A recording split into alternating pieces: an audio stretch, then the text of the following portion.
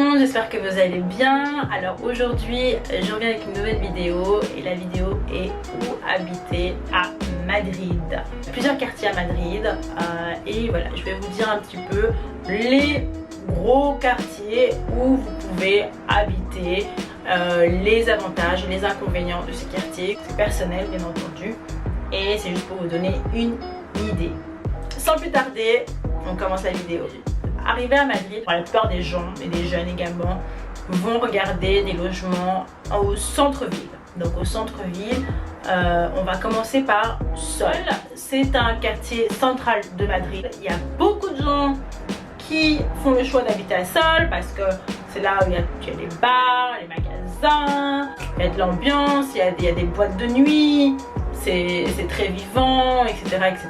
Et c'est vraiment très bien desservi, effectivement, par les transports en commun. Ça, c'est les avantages d'habiter à Sol, au centre-ville. Moi, Sol, ça équivaut à touriste. Il y a trop de touristes à Sol, il y a trop de monde, c'est trop bruyant, trop animé, trop. Donc en fait, c'est pas tranquille quoi. Le pire inconvénient, c'est que c'est cher. C'est grave cher. Vous allez retrouver dans une coloc à 10 parce qu'ils ont à Sol il y a des appartements de 10 chambres qui coûtent 600-700 € et vous êtes 10 avec 2 salles de bain. Voilà.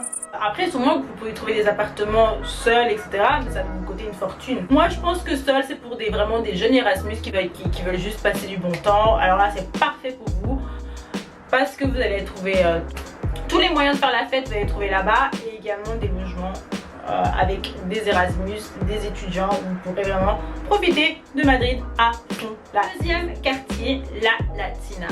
La Latina, moi c'est un quartier, un de mes quartiers chouchous du centre. Que j'aime bien la Latina, c'est que ça reste un peu, on sent comme ça reste authentique. Et puis j'aime bien ces petits quartiers, ces petites rues colorées. Je trouve que c'est vraiment trop mignon. Il y a des bons restos à brunch comme je les aime. Franchement ça va être vraiment l'endroit si je veux passer du bon temps entre copines, entre potes, aller dans un bar etc. Bah, je choisirai la Latina. J'ai mes spots pour boire une bonne margarita, j'ai mes spots pour manger mexicain. Ça reste un peu cher et puis ça reste touristique, donc ça c'est à vous de voir. Mais franchement, niveau esthétique du quartier, etc., je trouve que c'est très sympa. Très sympa. Le deuxième quartier du centre est Malasaña. Malasaña qui inclut Tribunal, Noviciado et Chueca. Donc, ça reste vraiment...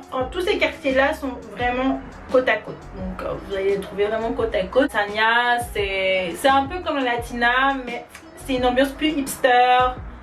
Plus bougie, un peu plus chic. Dans Malasaña, comme je l'ai dit, il y a Chueca qui est vraiment le barrio, le quartier des gays. Donc si vous êtes homosexuel, vous êtes gay, ben du coup c'est vraiment le quartier où vous allez vraiment vous sentir accueilli là-bas. Vous allez avoir voilà, vous allez vous trouver à la maison, mais toujours cher. On reste au centre, c'est cher. Quatrième quartier, Lavapiés qui est le quartier le plus, pour moi, multiculturel du centre de Madrid.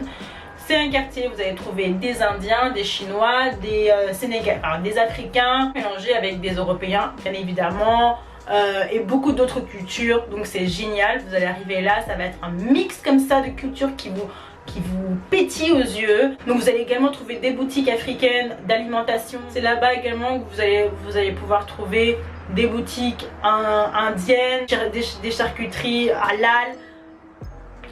Voilà quoi, tout le monde peut trouver son compte à Lavapiés, c'est vraiment bien et c'est un quartier hyper populaire. Vraiment beaucoup de gens aiment habiter à Lavapiés parce que c'est multiculturel, c'est cool, c'est jeune. Il y a Lavapiés plutôt culturel, mais aussi Lavapiés maintenant qui devient très chic. Et là, vous allez trouver des petits restaurants sympas, des bars sympas, toujours pareil. Voilà, ça reste le centre. L'inconvénient de Lavapiés pour moi, il y a des gens qui vendent de la drogue.